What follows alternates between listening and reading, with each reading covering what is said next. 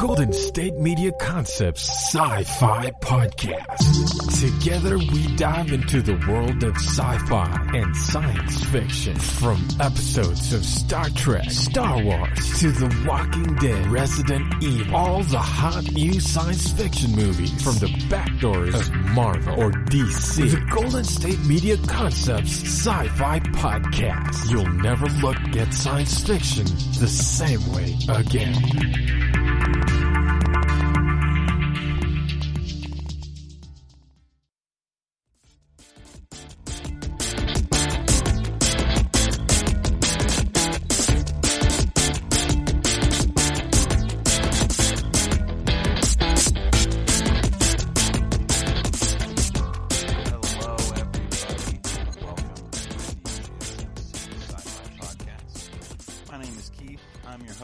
This podcast is brought to you by the GSMC Podcast Network. Today is Wednesday, so naturally that means we're not talking about Hyperion. If you've been following Hyperion, we are about done with the second book. Well, technically, we will be done after this Sunday with the second book. I am going to start the third book and decide if I want to continue to talk about it. Not totally sure just yet. The second book has been pretty incredible. I do highly recommend it.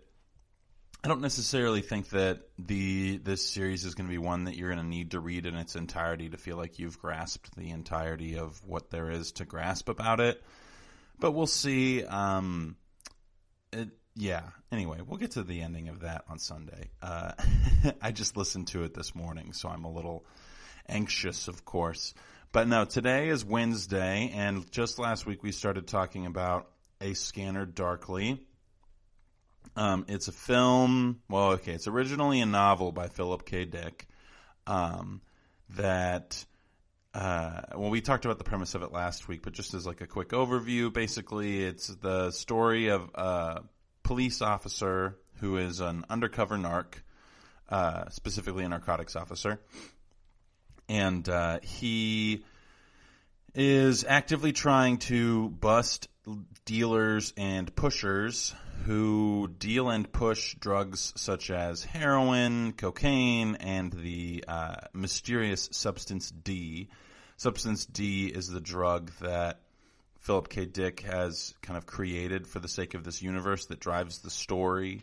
Substance D serves as a literal and a metaphorical representation of a number of different things in the novel. And there's also a film that I watched and summarized pretty heavily. So far, there hasn't been too much departure from the storyline of the film compared to the book, which I found to be relatively surprising, as that is normally not the case. Normally, the book or the movie does not correspond as substantially with the book as we might like, but in this particular case, it really does. So that's been interesting and fun. But, so we're just going to kind of keep talking about the story from where we left off, which was about at chapter 5. We're going through about like 2 to 3 chapters a week in this book. We could be going through more, but I kind of want to take some time with this one just because I feel like there is a lot of depth to the storytelling aspect of this book and much more character depth in some regards. And because this particular book is similar to Hyperion in the sense that they're both science fiction novels, but they're kind of taking two different looks at humanity. And Hyperion is operating on a much more grand scheme. Dan Simmons is trying to comment, in my opinion, on a lot of larger ideas in the zeitgeist of humanity. He's talking about, human tendencies as a species. He's talking about our desires as individuals within a society. He's talking about religion and evolution and natural selection separate from evolution. Just a lot of more grand scheme things. So when we get that cognitive distance that is solicited by good science fiction, which Hyperion absolutely is in my opinion, we are able to kind of get this distance and then turn around and look back and be like, oh, that is really interesting. What a great observation, Mr. Simmons. And so that is really good. But the way that Phillip K. Dick is kind of writing his novel, is writing A Scanner Darkly, is much more personal. It's much more about an individual journey. And I think that's because Phillip K. Dick's primary objective in writing this book was to, I think, create sympathy in some way towards the idea of addiction, and kind of like to reframe addiction from being a choice into being something that is kind of thrust upon you on accident and then becomes very hard to overcome. One of the main driving factors that makes me believe that particular bit or that particular thought is that as we are going through this novel, we are finding that a lot of individuals who are hooked on substance D, which is incredibly, incredibly addictive, more addictive than any substance that we currently have known to us. A lot of the people who are addicted to it were tricked into being addicted to it by pushers. And pushers are individuals who will basically force somebody to take drugs in order to ensure that they become hooked to that drug. So, for instance, one of the stories that I mentioned last week that's in the book is that there is this younger woman who's a daughter of a wealthy family, and the sons they injected her with substance D while she was sleeping, and then started having her turn tricks, which is prostitution, in order to pay for that addiction, and then also used her as a vessel for dealing substance D. But she got addicted because somebody else put it into her system. And so there are numerous instances in this book where individuals are forced into addiction. And I think that in some part, Phillip K. Dick is talking about like the horrors of what a drug that was this addictive could potentially look like in society.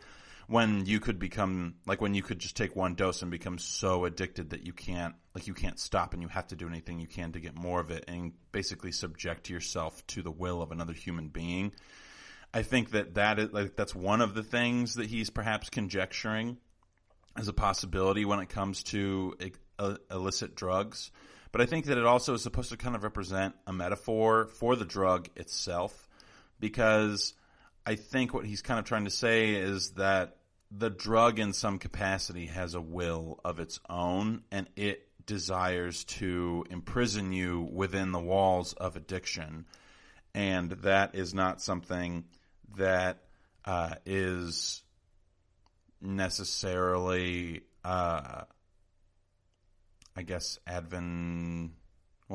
it's not necessarily a reflection of who you are as an individual or what your choices are. I think Phillip K. Dick is trying to advocate that it is kind of just a natural process for individuals who exist in the world in a certain space. So with that kind of out of the way, my explanation, my justification for taking this a little bit more slowly and only going 2 chapters at a time is that ultimately I really feel like, because this is such an internal dialogue and such a self-reflectively based novel, it's going to be harder, or the plot isn't necessarily going to be what drives us forward. It's going to be the tension within specific character relationships and certain very specific things. So just rushing through 5 chapters is going to make it so that we kind of glaze over things at a faster rate than what I was hoping to effectively do in order to analyze and understand this novel further. So on that note, where we left off last time, I think that I should have gone back and listened to the episode, which I apologize for, so I might be repeating some stuff here. So we've got our characters established. We have Bob Arctor, we have Hank, we have gosh darn it, I cannot remember his name. I think his name is Barris, and then we had Charles Freck. Charles Freck got sent in the book. He is sent to a federal, not a federal. He's just somehow he ends up in a rehab facility of some sort. And then we have Ernie Luckman, who's kind of like Barris and Luckman are Bob Arctor, our main character's roommates, who live with him in the, I guess we would call it the drug house.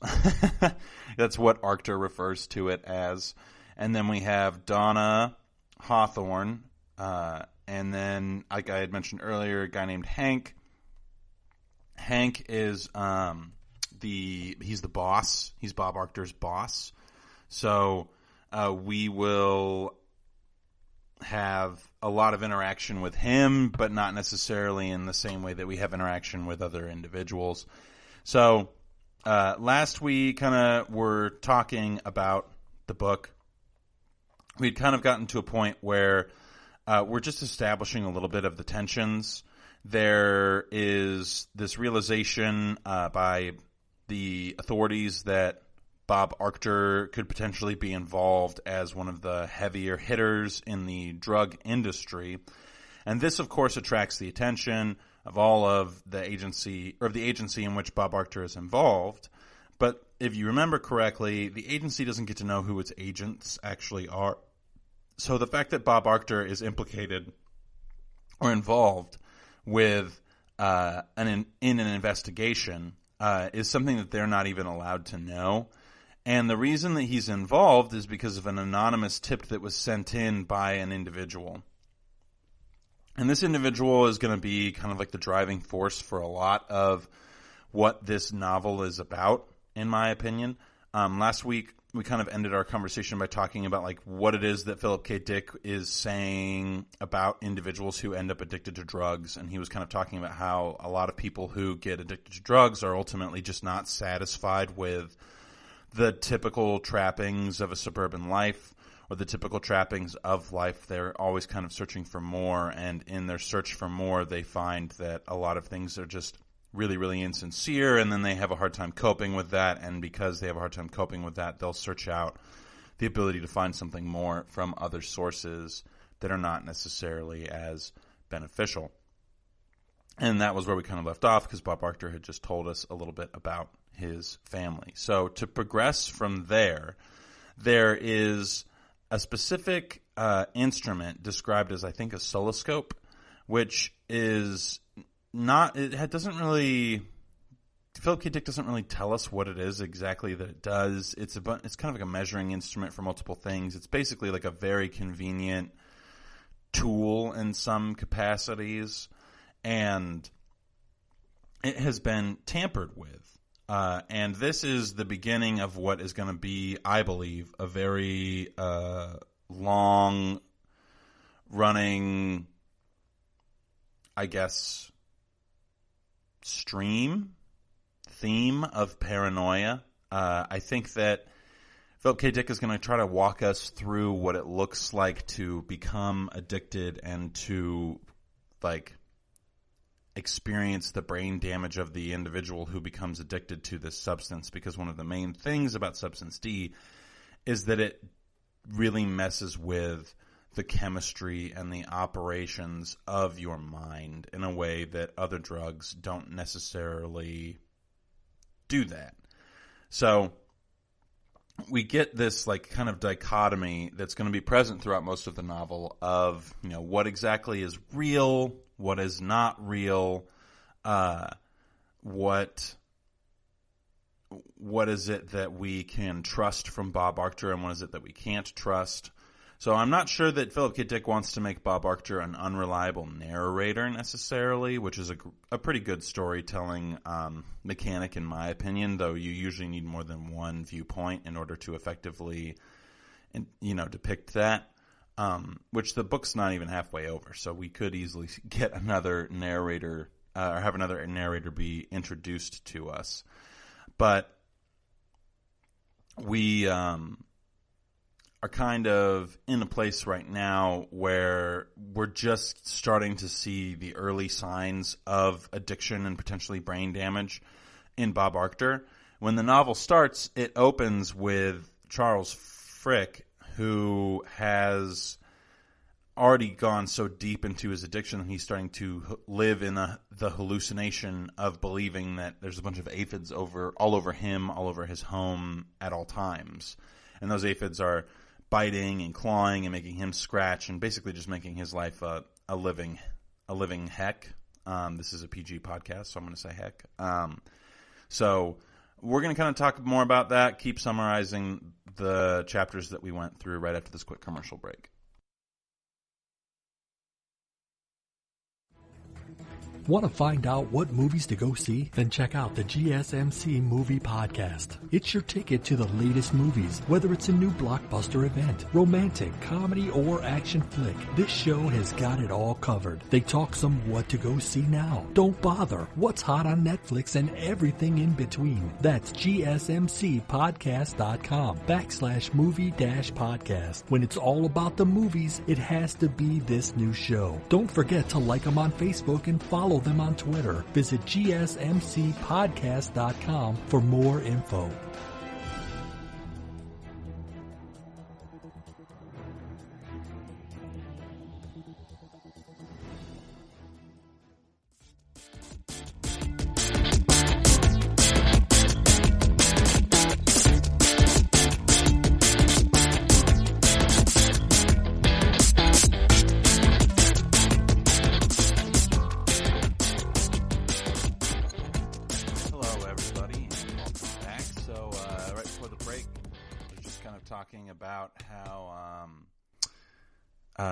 You know what? I forgot what we were talking about before the break, and I apologize. We were talking about paranoia and tension and the story moving forward, the plot of this book, Scanner Darkly. So in these two chapters, there is kind of like one really big...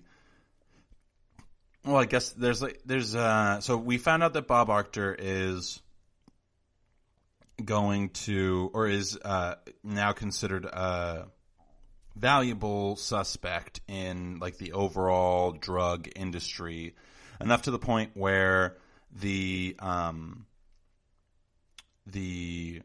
police department for whom Bob Arctor works is actively investigating him in order to ascertain more information about him so that they can get a conviction that will stick so that they can put him away because they believe him to be a valuable member of the drug-pushing community.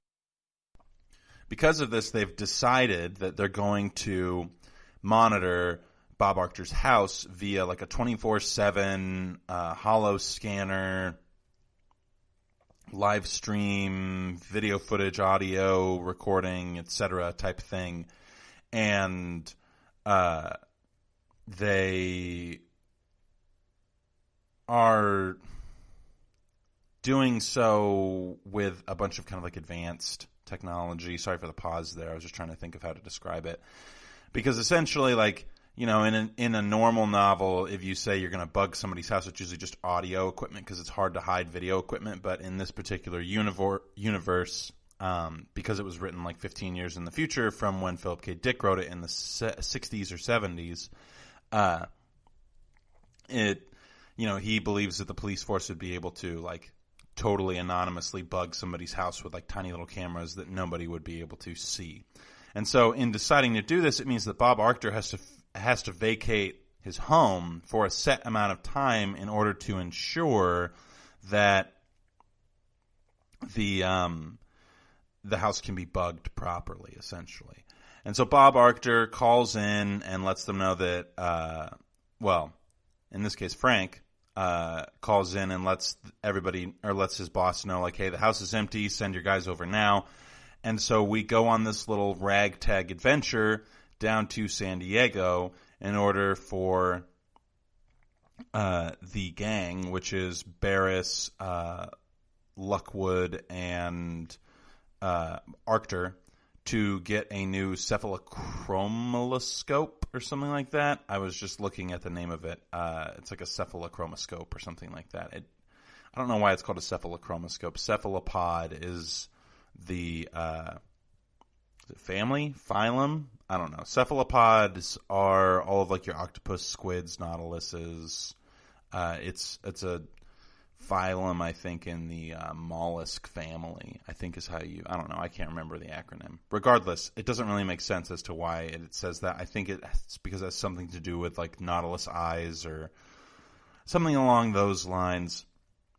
Regardless, in all of these occurrences, when the gang goes down to San Diego, because Arctur's trying to make sure that everybody stays out of the house for a specific amount of time, he actually ditches his roommates while they're out looking for the cephalochromoscope, or whatever it is. I don't know. I'm going to butcher that word several more times throughout this podcast, and goes to visit a friend of his who is, we don't really know how it is that he knows her.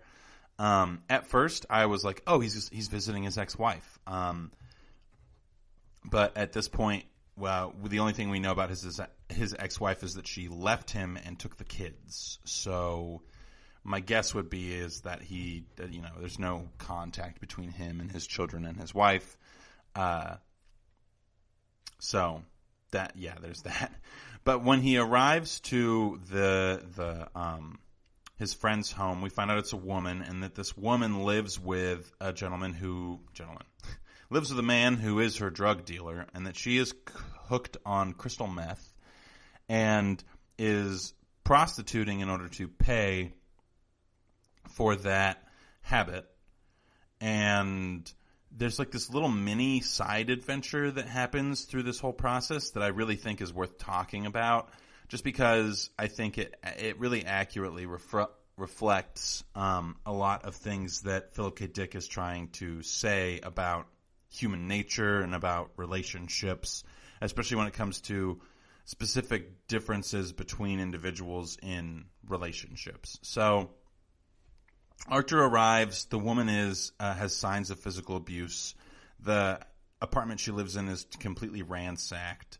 And Phillip K. Dick makes mention specifically of the fact that there is nothing that further entrenches individuals in poverty than the housing that is provided to those who are impoverished. And I thought that was just a really great reflection, because in some capacity, obviously poverty is something that we just kind of have to deal with on a socio-political economic scale.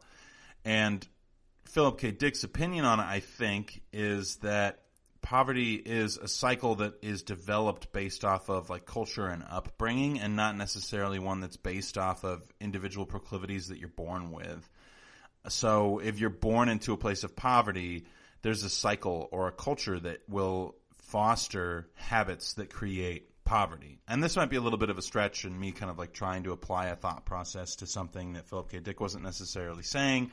But just as a general rule, when an author kind of like makes a comment that is very concrete about something that's normally considered to be kind of more abstract, like how is it that poverty is perpetuated, I think that he is trying to say something, because ultimately it is an accurate reflection of the way in which human psychology develops, the way in which human psychology is like executed throughout time. Is that we are mimickers of the individuals around us. And so if we are watching somebody who is living in poverty, then it is likely that we will continue to perpetuate those particular behaviors. If you want to kind of get an idea of why Phillip K. Dick might be saying that and why I might potentially agree with it, you can feel free to look up the replication crisis regarding the marshmallow study, which I would go into detail here, but I don't think that it's exactly relevant to the book. So Bob Arctur arrives at this woman's apartment. I believe her name is Katie. He begins to talk with her, just kind of ask, what's going on? Why are you covered in bruises? And he basically, comes to the obvious conclusion that this woman is in a relationship that involves a substantial amount of domestic violence, but he's known this for a long time. And she doesn't exactly know what to do. He personally would like for her to leave or go someplace else, because he knows that this drug dealer, whose name is Danny, I think, is going to come back and commit more violence against this woman. And so they are hanging out at the apartment, and while they're hanging out at the apartment, we find out that Danny has come back, and Katie is very excited that he's back in a weird way. There's like a Stockholm syndrome type thing going on here, as well as like this addiction that just kind of spans multiple areas. So it's not that she's just addicted to the drugs, but she's addicted to the drugs. She's addicted to this terrible relationship. She's just addicted to like everything in her life that is negative, and she has a hard time getting out of that because it's just kind of like a natural process that she's going through, would be, I believe, Phillip K Dick's opinion of the situation. And so Danny gets back. They lock the door because they don't want him coming up into the apartment. He knocks on the door, and then they don't let him in, and he decides to go slash Katie's tires. Well, Katie wants to go out and stop him from slashing the tires, and Bob Arctor says, no, that's exactly what he wants you to do, is go out there so that he can, be violent towards you and take out his anger on you rather than on your tires. And Bob Arctor tries to say, you are so much more valuable than your tires, you silly head, but isn't able to get it out, and eventually, Katie is able to get out of the room despite Bob Arctor's protests, and she runs down the hall to another apartment in an attempt to get to a phone so that she can call the police and inform them of the situation with the gentleman who's slashing the tires. Gentleman. I keep saying that as if that person is worthy of that title. I would, he's not. Dan is slashing the tires. So, in this interaction with the individual who allows them to make the phone call, I've found that just kind of like an interesting and subtle social commentary. So, when Katie knocks on the door is not answered. But then Bob Arctor knocks on the door, and the door is answered because he says, we need to use your phone. And it's an older gentleman, an older white gentleman, of course, and he lets Katie use the phone to call the authorities regarding the tires getting slashed. And I think that this whole scenario is just supposed to kind of reflect the universality that occurs between individuals who are both in high places economically and low places economically speaking. I guess wealthy and impoverished would be better. High and low has a certain connotation to one being more valuable than the other. One might be more desirable to me as an individual, but that doesn't necessarily make that true for everybody, so I don't want to be presumptuous there. Regardless, in a way, the individuals who are all, quote-unquote, wealthy are ultimately just as vapid as all these individuals who are impoverished. And Phillip K. Dick shows this to us through the interaction of this old senior citizen and Bob Arctor. The senior citizen, instead, Bob Arctor asks him about, what it's like to live underneath this couple who's constantly, in this abusive relationship. And they complain a little bit about it. But then the main thing that frustrates them about where they live is that they're always stepping in dog poop. And I found that to be a kind of like a weird little thing for them to remember, as does Arctor. Arctor says, it just seems so weird that, that's the thing that you're concerned with in regards to living here. If you were going to contact your landlord and complain about something, you're not going to contact the landlord over a domestic disturbance or domestic violence. You're going to contact the landlord and tell them you're tired of stepping in dog poop. And that just goes to show how much you really value human beings. And there's this separation between the cleans and the addicts in this novel. And so I just think that it's funny that the cleans have the same level of ultimately selfish disdain for individuals, other individual human beings, as the addicts do. But the cleans would look at it as if, and the addicts look at the cleans as well, in this kind of tribalistic, well, they're not as good as me way. They don't value human life as much as we do. And so these individuals who are not addicted say that they value human life, but then do nothing about it because they're more concerned with whether or not they're stepping in dog poop, which, of course that's a huge issue if you lived in an apartment complex and you always stepped on dog poop. I would hate that too. Don't even worry about that being a thing. It's also incredibly disgusting because dog poop has a very specific smell that is very unpleasant. Regardless, I think the point is that, like, even poop is viewed as being something that's more important than the fact that there's a woman living above these elderly people who, there's two of them that Bob Archer talks to. And these elderly people, the poop is more important to them than the human being above them who's being physically assaulted by their, significant other, quote unquote. I would say their insignificant other, but yeah, we have to operate by specific terms here. Language is important. That's why we talk about it so frequently. So we're going to kind of get to the resolution of this particular little side quest of Bob Archer's while everybody else is in San Diego right after this next quick commercial break. Tired of searching the vast jungle of podcasts? Now listen close and hear this out. There's a podcast network that covers just about everything that you've been searching. Hey! The Golden State Media Concepts Podcast Network is here. Nothing less than a podcast bliss with endless hours of podcast coverage.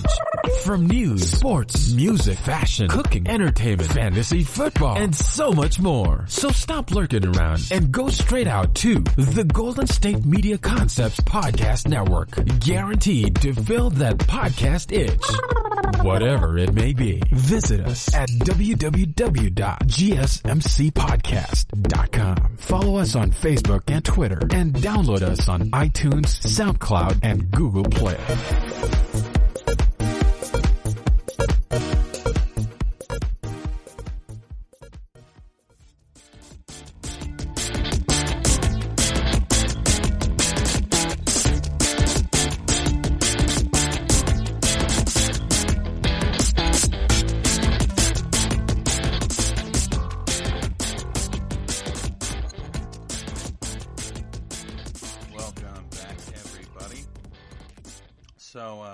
Right before the break, we were kind of just finishing up this little, I guess you could call it a side story. I'm not totally sure if I would want to call it that, but it's basically just this little adventure that we get that kind of departs from the main plot for Bob Archer, where he's visiting his friend Katie, who is a drug addict in an abusive relationship. Her boyfriend shows up and is slashing her tires. She calls the cops. And we're kind of at the resolution of the whole situation. We don't really get anything of what happens with her drug dealer boyfriend. I think he runs off before the cops can get there. And Phillip K Dick is very concerned specifically with the way in which the police officers handle the situation in regards to interacting with Katie, as well as like what the information is that they take down about the incident and how they advise her accordingly. I find it to be really odd because Bob Archer kind of exists in this like weird alien space of actually wanting some good for individuals. And it seems like this is counteracted by individuals who either wish ill for him, like we believe Barris does, and like Bob Archer believes Barris wishes ill for him. He believes that Barris is the one who called in the tip about Bob Archer. And so we kind of get to see this at play or at work in the way that Bob Archer is thinking about and interacting with individuals. So he thinks about the senior citizens and how they're more concerned with, what gets on their shoe than they are with the human being who lives above them, loves above them, is what I almost said, lives above them. And when the police officers come to take down the information about the incident, they say, well, call if you need us again. And she's specifically made mention of the fact that she doesn't have a phone. And they don't advise her to leave the premises. They don't advise her to avoid the abuser. They don't advise, and they don't take down how many tires were actually slashed. So, and Bob Archer makes a point to observe all of these things, because I think that what Phillip K Dick is trying to do is say that, like, ultimately the justice system doesn't exist to benefit individuals. It exists to benefit itself in some capacities.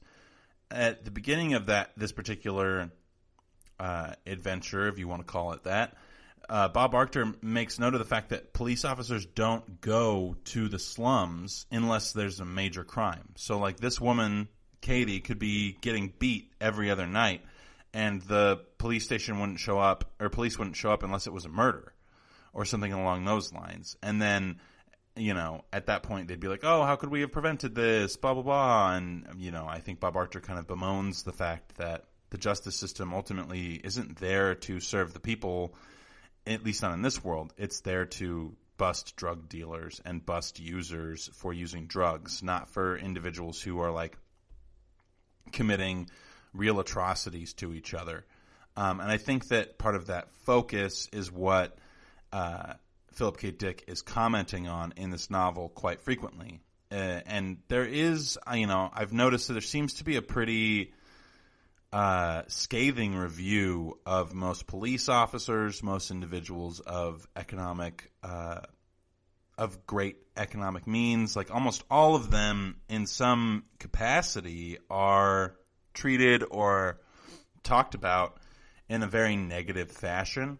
And that is just kind of, I think that's just a major part of what it is that Phillip K. Dick is trying to get at for us as a reader, is that we as participants in society have kind of created this artificial morality or quantification system for morality, for moral actions in the world around us. And that in particular is just not advantageous for true human connection. So eventually, Bob Arctor tries to advise Katie that she should leave. He offers to drive her somewhere, and she basically tells him to get the heck out of her house. She's much more explicit. If you haven't started reading this book and you're considering reading it, it says the F word quite frequently. So if that's something that you care about, just be warned, I guess. It's definitely an R-rated book, in my opinion. Which is neither here nor there for me, but I don't have kids that might be listening in the car with me. So, whatever you're comfortable with, I just figure it's a good thing to toss the disclaimer out there, if you will. But I think the big reason that she tells him to get out is because there's something about individuals, just in general, that desires like a predictable status quo in like almost every aspect of our lives. And so for us to go from like basically, you know, there's this predictable pattern of, you know, I turn a trick to get some drugs and then I get beat by my abusive drug dealer boyfriend, and then he leaves, and then he comes back, and he's crazy just within a certain level, and I'm comfortable with that. And then we repeat the process over and over again. Like, in some capacity, that life is just as addictive as any drug is. And I think that's what Phillip K. Dick is trying to say with Katie, is that, like, look at the way in which these people live. They live in basically squalor. And they suffer all the time these specific things that ultimately, like, they continue to choose to bring on themselves in some capacity because they aren't aware of the fact that they're choosing to do that. Because they're just operating from this weird, sad. They're operating from a really negative space of having a terrible base level for themselves as individuals. And so I think that's kind of been the biggest thing with, or in regards to that particular, I guess, instance or occurrence in this story. And so Bob Arctor leaves, and when he leaves, he goes back to pick up Barris and Luckman, who it doesn't mention if they got the new cephalochromoscope at all, which I find to be interesting. It seems like quite frequently the main characters of this story will go to do something and then forget what it was that they were doing and not end up completing the task. But I think that that's part of the whole novel. And as they're driving back to their home from San Diego, they realize, or Arctur tries to get around a car, or a truck rather, a semi-truck, and his gas pedal falls to the floor and the car accelerates rapidly. They almost get into an accident because he can't decelerate the car. So Luckman turns the car off and Arctur shifts it into neutral and then pulls off the side of the road. And when they open the hood, they find that there is a specific bolt that is attached to the carburetor, which has been loosened to the point that the safety feature of the carburetor has been neutralized or incapacitated would be maybe the right word there. But what's interesting about this is that there is this dualistic relationship between the way in which the carburetor, quote-unquote, communicates with the rest of the car. Because it's supposed to be that if certain parts fail, other parts compensate for those parts having failed, and then that compensation solicits a specific reaction. So, for instance, what should have happened is if the spring which connects the carburetor to the accelerator or the rod comes loose and breaks, then what should happen is that the carburetor has a safety feature that would prevent more gas from flowing into the engine, and the engine would stop working. I don't think it would flood, but it would not get any more gas because the carburetor serves as the mechanical piece that distributes gas into the engine. Most cars these days don't have them because they're far less efficient than fuel injection, because fuel injection kind of like pre-vaporizes the gas, which is vaporized gas is what allows for combustion engines to work most effectively. So the carburetor has a thing that is supposed to work in compensation for other parts that fail. And we kind of are going to see that idea repeated again as a motif when we go to talk about the next section. But I kind of want to finish talking about this specific instance. So they all get out of the car and everybody is freaking out. And Arctur accuses Barris of being the one who has manipulated the vehicle to get it, or to cause it to malfunction in this particular way. And Luckman is trying to reason with Arctur and say, there's no reason that he would have done that, because it just wouldn't make any sense, because he would die in this particular instance as well. So is he looking to kill himself and you? It just seems weird. So that kind of gets a little bit resolved or glossed over, I guess would be the best word for it. And then from there, Arctur starts to examine his car and either starts to see or hallucinate that there is dog poop all over the inside of his engine compartment, which doesn't make any sense, because why would anybody put dog poop there? And also, Barris and Luckman cannot see the dog poop in the compartment. And so Barris says, well, we all need to calm down. Let's all take some tabs of substance D and just kind of take a chill pill, literally and figuratively. So Arctur, it sounds like he says that he's not going to take it, but then somehow he ends up taking it, which there's kind of like a disconnect there. But there are random disconnects like throughout this novel where you'll be reading one thing and all of a sudden out of nowhere you just get like snapped into another thought.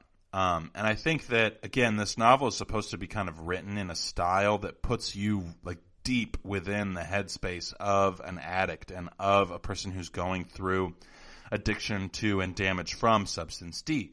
And because of that, we're going to see a lot of random thoughts, a lot of weird interactions, a lot of just totally random stuff that might not make sense at first, but hopefully makes sense eventually.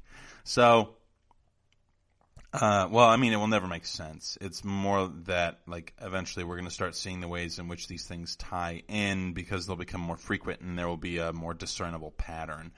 And I think that patterns and repetition are something that are important themes in this book, because they're indicators of deeper issues. So, like, patterns are indicators of paranoia, in my opinion, because there's something that is, like, kind of intrinsically fearful from the individuals who are interacting with these different patterns. So, like, Bob Arctor is more fearful when he starts to experience deja vu, or if he starts to see one thing in a place that he shouldn't see it, like dog poop in his engine compartment is a great example of this, to where, he's not supposed to see that in there, and nobody else is seeing it in there, but he saw it earlier and it's on his mind, so now it's being relayed to the perception-based faculties of his brain that it is, in fact, in the place that it is not.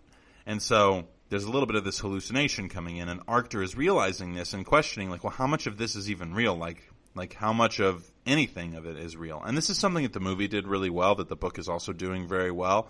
In some capacity, you start to question, like, did the components actually break, or is Arctor just, like, totally losing it, and everyone around him is placating him to make him, or to help him feel, I don't know, or to help him remain stable in some capacity?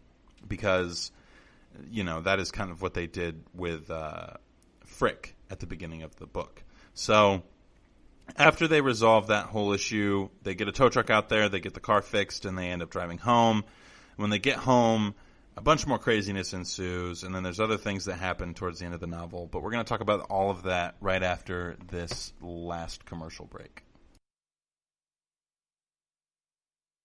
Watching TV has changed over time. Streaming has become the new norm. That's why Golden State Media Concepts television podcast dives headfirst to the world of cord cutting. Want to be on the loop of what's hot in Netflix? Or if it's not a preference, what about original shows in Hulu? We've got you covered. Join us as we fill in the blank and talk about movies to stream and what show you should be binging. This is the Golden State Media Concepts television podcast.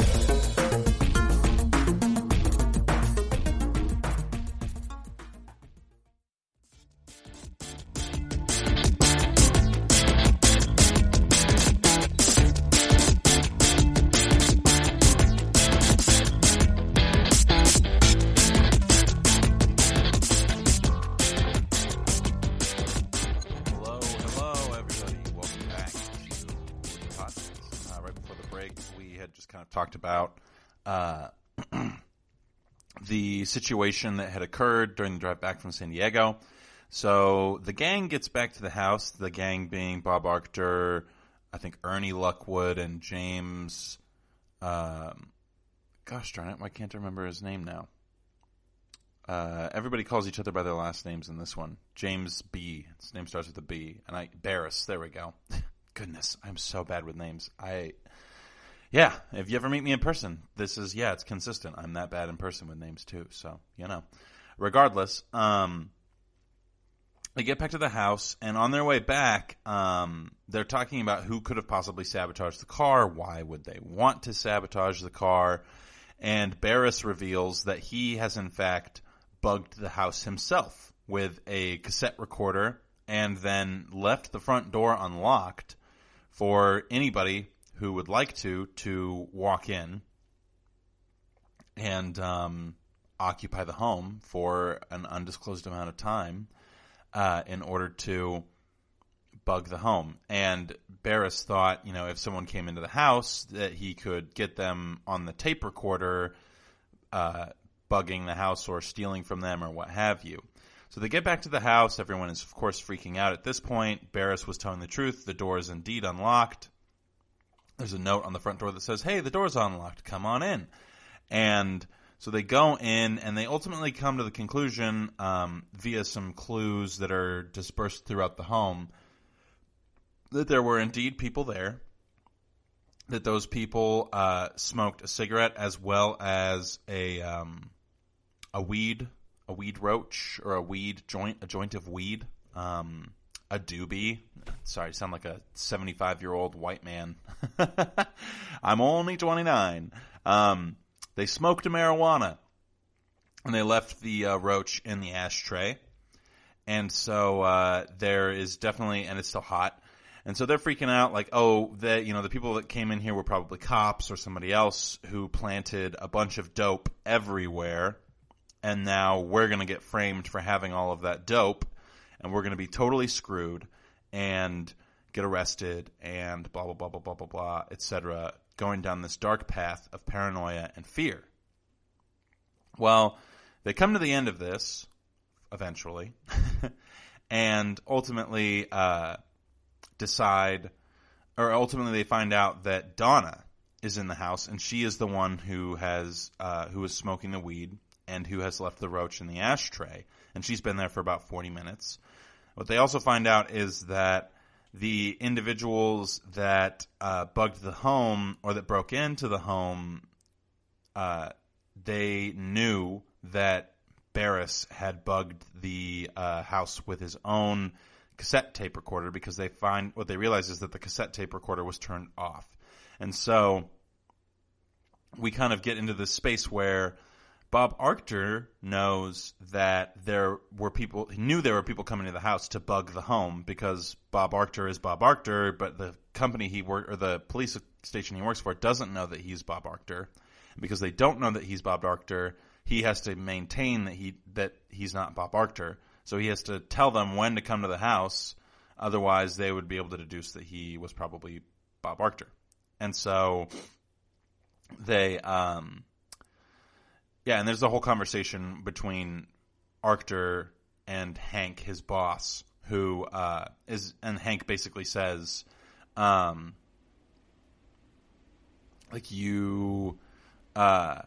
you're going to have to edit yourself out of the videos because you're going to have to do regular maintenance on the surveillance equipment. And as you're doing the maintenance on the surveillance equipment, you'll have to come back or go back to home base, edit yourself out of the videos, and then submit those videos as evidence to the station.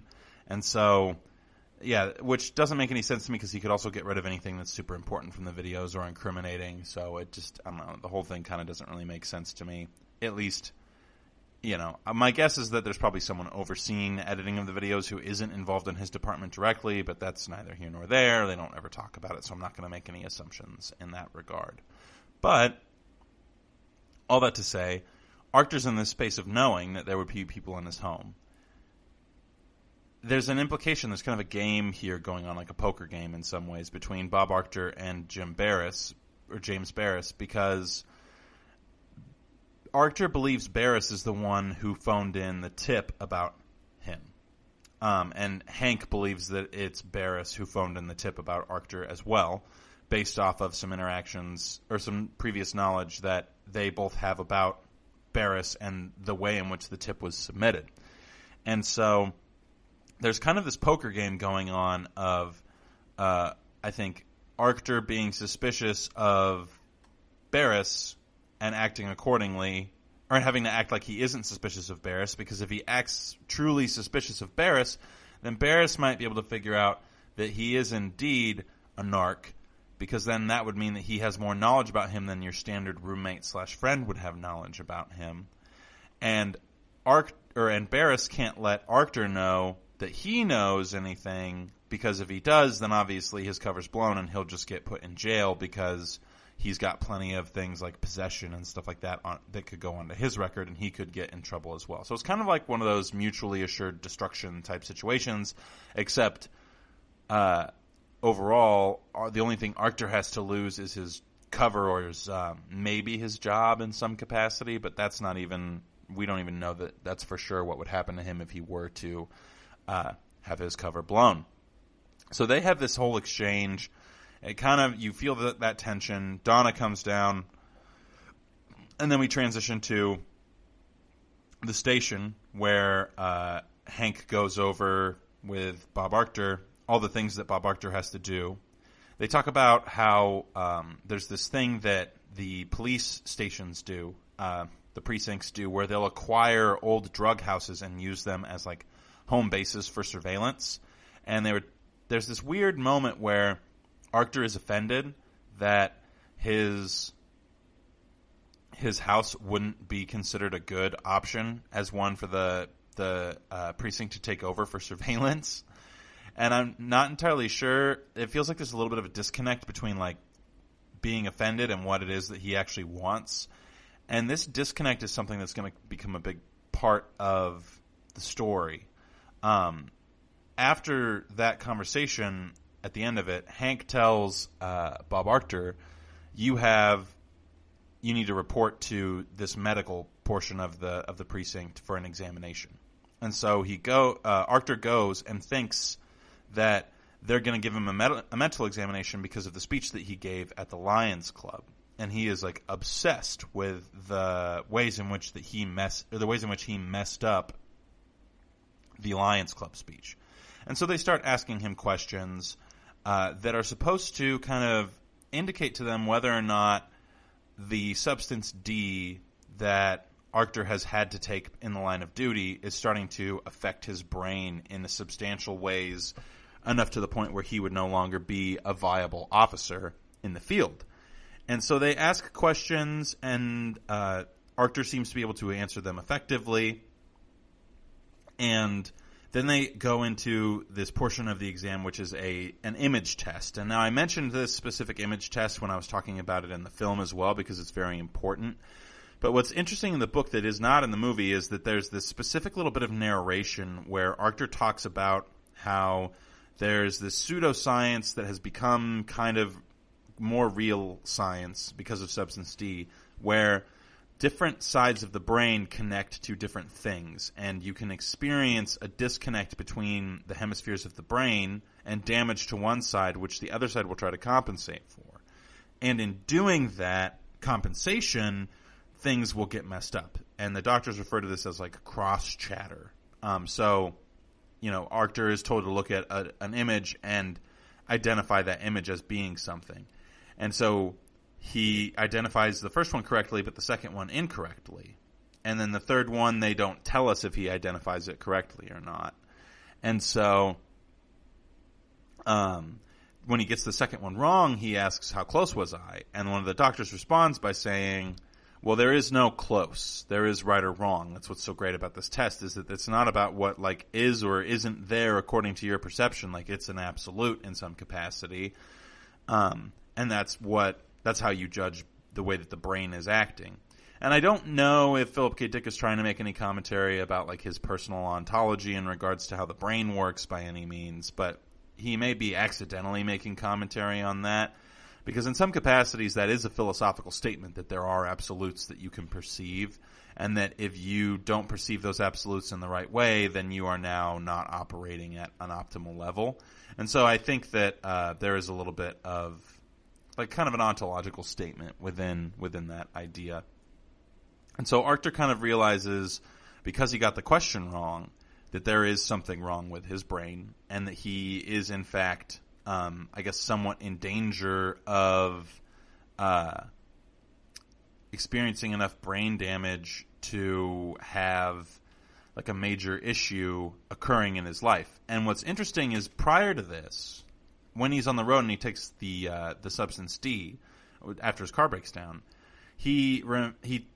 Phillip K. Dick tells us, from Bob Arctor's perspective, the most horrifying thing that can happen to a narc is that they get poisoned, basically by either drugs or actual poison. But it leaves them in a mental state to where they're unable to interact with the world in a way that is beneficial. Bob Arctor describes it as a horror film rolling 24/7 in your life, kind of like what happened to Charles Frick at the beginning of the novel with the aphids. So that is frequently what happens to narcs, is that they will be attacked by a pusher or a drug dealer and given a near lethal dose of a drug. But that near lethal dose doesn't kill them, of course. It's near lethal. It basically just turns them into a mindless, constantly terrified and paranoid individual who can't operate in the world any longer. And I think that it's interesting that Arctor says that that's more terrifying than dying. And he also makes mention of a specific character at the beginning of the novel that we saw who was trying to wax a floor but couldn't remember how to do it, even when he was told 5 seconds before exactly how to wax that floor.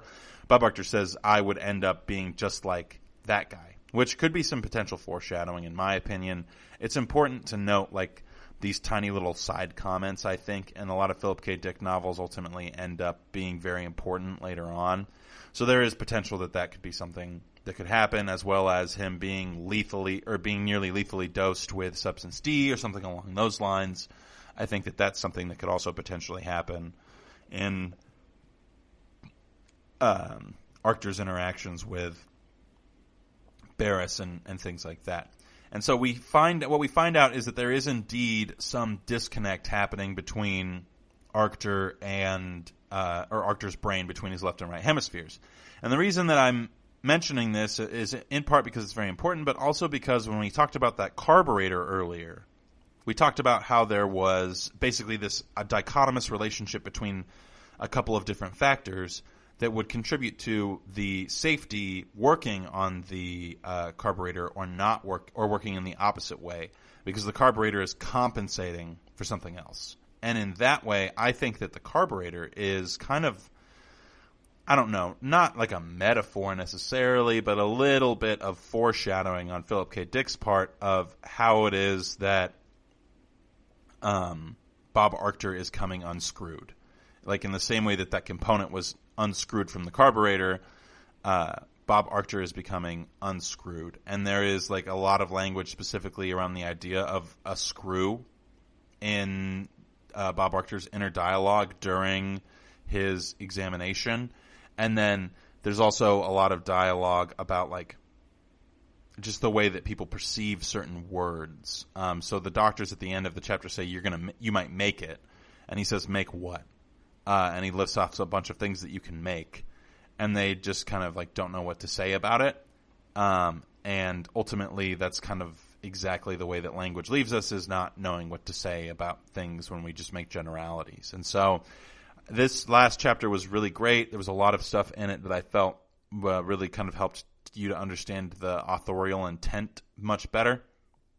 So, yeah, that's all I've got for you guys today. I really appreciate you listening to this podcast. If you liked it, subscribe, give us a 5-star review, check us out on Facebook, on Twitter, etc. Yeah, make sure you're staying safe out there. I know a lot of places are opening up again, which is awesome. Let's hope that, people wear their masks and we kind of beat this thing and get to go back to at least some semblance of normal within the relatively soon future. So, yeah, that's all I've got for you guys. So thanks again. We'll see you again on Sunday. Have a great week. Until then. You've been listening to the Golden State Media Concepts Sci-Fi Podcast, part of the Golden State Media Concepts Podcast Network. You can find this show and others like it at www.gsmcpodcast.com. Download our podcast on iTunes, Stitcher, SoundCloud, and Google Play. Just type in GSMC to find all the shows from the Golden State Media Concepts Podcast Network, from movies to music, from sports to entertainment, and even weird news. You can also follow us on Twitter and on Facebook. Thank you, and we hope you have enjoyed today's program.